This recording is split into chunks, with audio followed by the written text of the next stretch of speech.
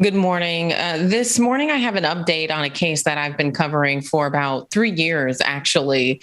In the case of Hardell Sherrell, I know many people not familiar with this man, maybe like they would be George Floyd, but Hardell Sherrell was taken into a Beltrami County jail in Minnesota, and after 9 days, he died.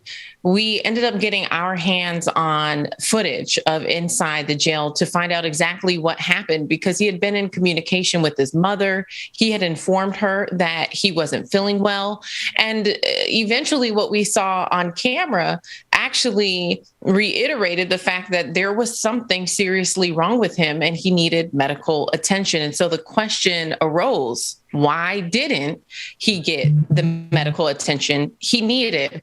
And so what has been determined now 3 years later, after a lot of reporting that we've done on this issue, a lot of advocating that his mother has done in not just passing laws, but also to get Dr. Leonard, who owns Mend Correctional Care, to get his license suspended. And so after the Minnesota State Medical Board has reviewed his license and reviewed this case, they have determined to suspend his license indefinitely, and they have also fined him with $30,000. They are, in addition to that, going to look through a number of other cases that people have claimed have been mishandled, other inmates who either were found dead in jail due to claims of medical neglect or malpractice.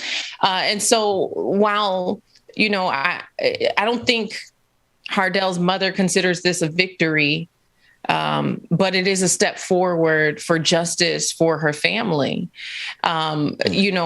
After putting this story out, I've heard cases from all across this nation of other families who have a loved one who died as an inmate in jail. And so this is something that we're going to continue to investigate, other cases like this, because I think oftentimes in mainstream media, these types of cases are not getting the same type of attention as cases where you have police in the field who are using excessive force on unarmed men. But these cases are just as important because this is an instance where someone's life is in the hands of someone else's who is there and who has taken a vow to provide care, to render aid as needed. And when that does not happen, when people are not upholding their position and their commitment, they should be held accountable. Before we jump into this, I want you guys to hear from Hardell's mother herself. Her name is Delshia Perry. Take a listen. He died in a cold jail cell on the floor.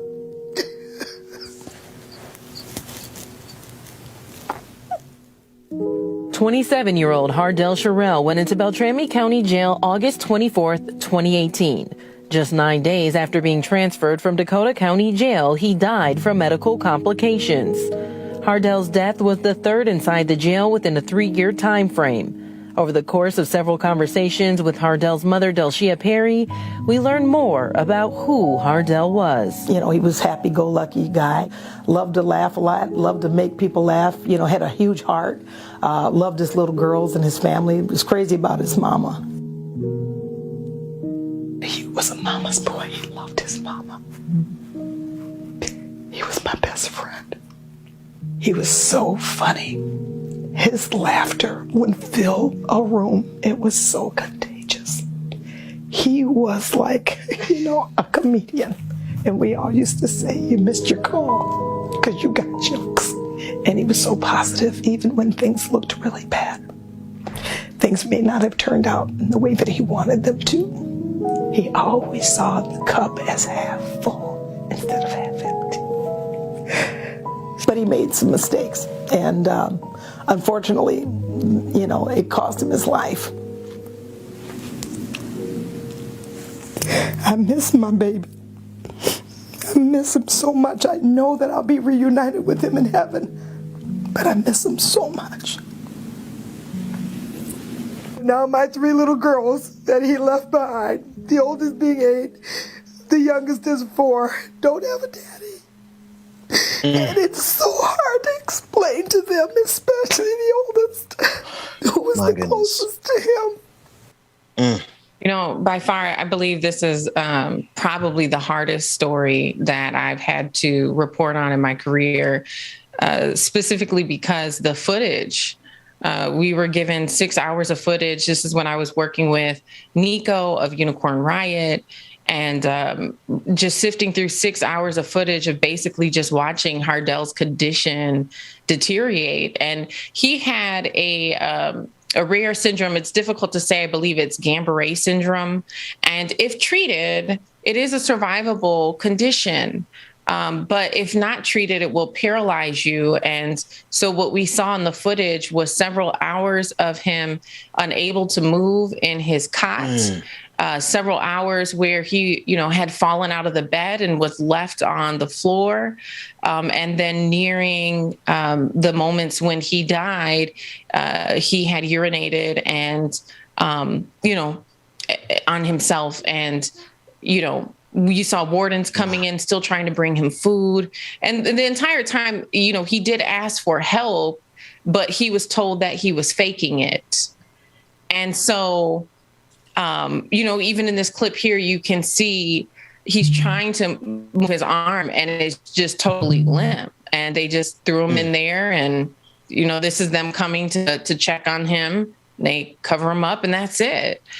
And so to see the Minnesota State Board review this case 3 years later and take action shows me that, they are paying attention. But had we not have done this story, had this footage have not seen the day of light, this was a mother who was being gaslit. This is a mother who people did not believe. They didn't believe her claims. And Georgia, let me try to add context to it from the thing that makes this case so horrific is that there was a nurse who, when she was asked to go in, the guards told her he was faking it. And because of her medical expertise, she reported that as soon as she walked in, she knew that this man was in desperate need of help. And so she told them that. They sent him to the hospital, and it was there at the hospital that they completely ignored. And they too said, no, we're not finding anything. Furthermore, when letters were written to the Department of Corrections for the state of Mississippi, state of Minnesota, and others, they all ignored what she had clearly placed in her records as being problematic. And the doctor quickly dismissed him, which is this Dr. Leonard, Todd Leonard, I believe, that we're talking about, whose license has been revoked. So in this case, what makes it so horrific is that you have a medical expert who walks in and says, no, you all are saying he's faking, and I'm telling you that this man is in desperate need of medical help. That's and to your point, had he received that medical help, what he was suffering from, this rare condition he was suffering from, his death was very much preventable. And in the nurse's words, she said that when she sent him to the hospital and learned that they sent him back saying, no, nothing's wrong, and when this letter was sent even to the Department of Corrections in Minnesota, they clearly ignored it. So to your point, when the mother kept pressing, when you all within the press, when you kept pressing, it was then that these situations brought to light. So as far as I'm concerned, the lawsuit that the mother has put forth against the county jail, against the Department of Corrections, and against the hospital, all of those people should be held accountable.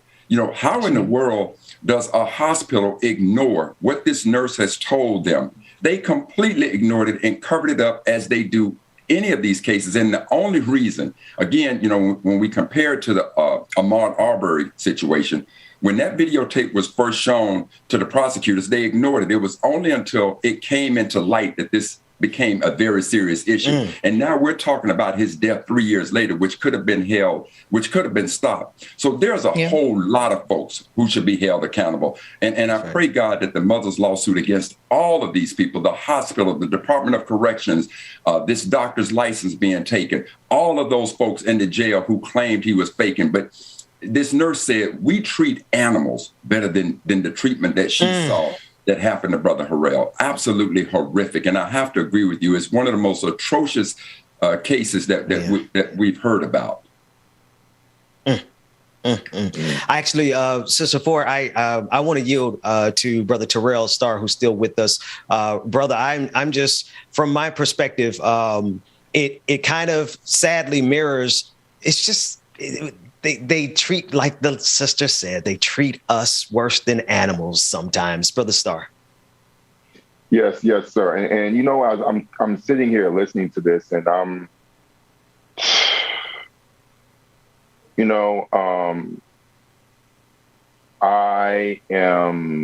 just feel broken looking at that video and listening to Georgia, talk about her reporting over this. And I hate to, I guess the best way that I can think about it, I have to tell you what's at the top of my mind, is that I spend a lot of time abroad talking about Ukraine and talking about, Russia and all these other things. You use this language, Russian aggression, criminal aggression, et cetera. And, I'm usually the first Black person that a lot of the Ukrainians meet, or people from around this region meet. And I'm the first person that talks to them about the fact that these types of things that we're discussing are normal within our American system. And I have to tell them that part of the reason why I view the world in the way that I view it is because, and why I'm not only critical of Russia or China, I'm also critical of my own country, is because the white men that come over here that a lot of my friends meet all the time never had to walk through the shoes that I walked through. Their lives are not remotely as precarious as those of Black people. And I'm looking at this young brother in this cell, and the thing that stands out to me from what his mother was saying, he made mistakes in life. And I said, Jesus, does a mistake cost you your life? Does a mistake end in death? There's death for mistakes. And I'm pretty sure this man didn't do anything to warrant his own death. But that's how precarious it is being a Black person in this country. And I tell my friends here that I'm here, I work hard. Yes, I'm smart and all these things. But because America is such a white supremacist state, I also say that I'm here because I'm lucky.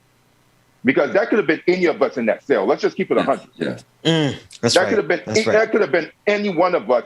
I am here in significant part because I am lucky enough to not run into the cops that young brother run into, to be in that situation, because he did nothing to deserve that. That is how precarious it is being Black in America. And I tell people that all the time here, and it starts up another conversation about privilege and whiteness. And I tell people, and I'll tell you this, and a lot of people here, this is the first time that they hear it. I said, listen, as a Ukrainian, as a Russian, as a Belarusian, you can walk down the street and not have U.S. citizenship and not have to run into the fears of a police officer that will look at you as a threat. I, as an American citizen, have to face that threat far greater than you, a foreigner in my own country, would ever have to face. That's right. Right. Yeah. So that's just some context. So Georgia, my question to you, Georgia, is right now, who is, we talked about the license of Todd Leonard being pulled. Is there anybody in the jail that's being held accountable? The Minnesota Department of Corrections that's being held accountable? The folks at the hospital are being held accountable? Because again, in the case of George Floyd, it was not only Chauvin, but these other officers who stood there and allowed this thing to happen. In this case, because a medical expert had told them from the moment she saw Brother Harold that this brother was, Brother Cheryl, that this brother was in need of medical assistance. So given that the warning signs were certainly given in a timely enough manner that this brother's life could have been spared, is there anybody else in this chain of commands about this horrific death that are being held accountable? Well, I think that's a great question. And I appreciate you mentioning the nurse. We referred to her as a whistleblower because she was the only one within the system who stood up. And then even after Hardell passed away, she was the only one who spoke out and was trying to help his mother advocate for justice. In terms of who else is being held accountable at this time, what we know is that that lawsuit is still pending. So there may be some other entities or individuals held accountable through that lawsuit that you mentioned earlier. And at this time, because it has been put in front of the Minnesota State Medical Board. They are investigating who else could potentially be held responsible, as well as other cases that were handled by not just Dr. Leonard himself, but he owned Mend Correctional Care. Mend Correctional Care has contracts with the state all across, the state of Minnesota, where they go into the jails and they're the contractor who's there to provide medical services. So this isn't just an isolated one-off in one jail kind of thing, or one doctor overseeing, a certain amount of patients in one jail. This was a doctor who owned a company that had contracts with correctional facilities all across the state. So now all of their cases and contracts are being investigated. As we've seen, even with this update, it took 3 years for his license to be suspended. And so I imagine it's going to take some time before we know if anyone else will be held accountable. But the license of Dr. Leonard, I believe, also puts his company, Mend Correctional Care, in jeopardy. Oh, yeah. So that would mean another entity likely would need to come in, although that's still being played out. And I think he has until March to figure that out. There was one amendment in the conclusion that was made by the judge who reviewed the state board's recommendations. And there was one amendment that said after 6 months, he could reapply for his license. But after looking at, it's a 164-page document that the judge issued in regards to this matter.